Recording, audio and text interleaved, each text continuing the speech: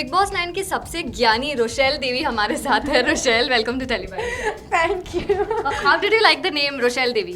आई think Rochelle Devi के साथ बहुत ज़्यादा हुआ, लेकिन of course I love the name. Salman ने मुझे दिया एंड हमेशा एक पॉजिटिव नेम बेटर है नेगेटिव नेम से, लेकिन वो नेम के साथ इतना कुछ हुआ घर के अंदर कि मेरे लिए एक बहुत फॉन्ड मेमोरी भी है। Okay, tell us about the journey. काफ़ी लंबी जर्नी रही रोशेल। पहले तो एक्सपेक्टेड था इतना लॉन्ग तक आना? कभी नहीं। मैंने सोचा मेरी हिंदी के साथ लोगों ने मुझे समझ नहीं आ जाएगा और मैं बहुत जल्दी घर से बाहर हो जाएगा, लेकिन हिंदी प्रॉब्लम नहीं था। मैं एंड में पंजाबी में भी गाना गाना and I think best part ये है कि हमारा देश में लोगों को वो दिल देख सकते हैं। जो भी आपका कम्युनिकेशन प्रॉब्लम्स हैं वो देख सकते हैं आपके एक्शन से कि आप कौन हो और आपका दिल कितना साफ है। एंड आई थिंक इसीलिए लोगों ने मुझे सेव किया and I am really really happy कि मैं एंड तक आ गई और मैं बोल सकती हूँ कि 105 days in the Big Boss house, yeah! वो सो कीथ के साथ आपने एंटर किया था रोशेल, कितना डिसएडवांटेज था, कितना एडवांटेज था? आई थिंक दोनों साइड्स था। शुरुआत में अच्छे था थ्रू आउट कि मेरे पास एक कॉन्फिडेंट था, एक इंसान जो मैं 100% ट्रस्ट कर सकती हूँ हर चीज़ों में।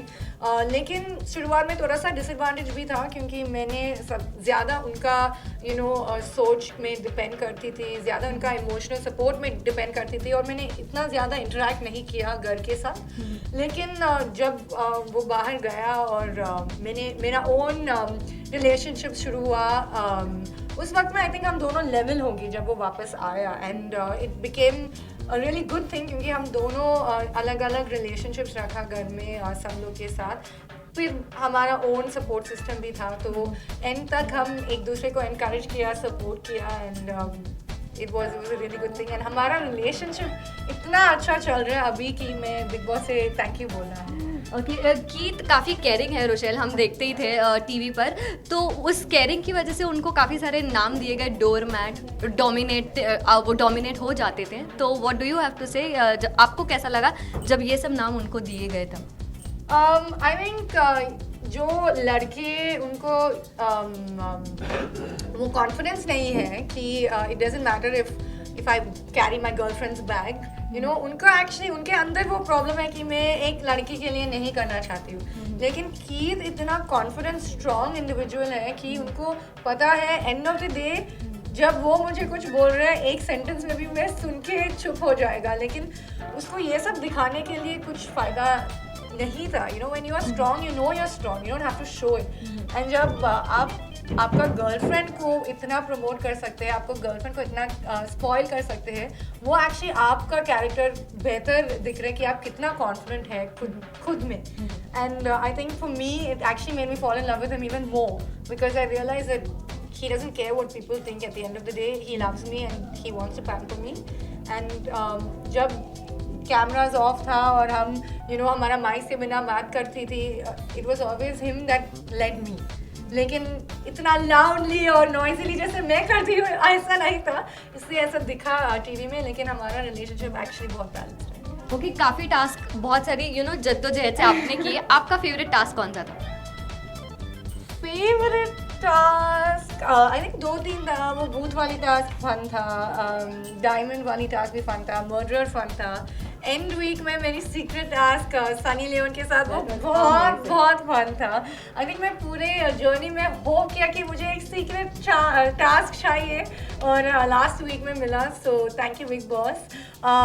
या आई थिंक बहुत ज़्यादा टास्क बहुत फन था। वो बच्चे वाली टास्क इतना फन था कि आप एक दिन के कुछ भी कर सकते हैं क्योंकि आप बच्चे हैं, तो I had a lot of fun with the task. Okay, tell us about Prince winning. आपको एक्सपेक्टेड था कि प्रिंस जीतेंगे?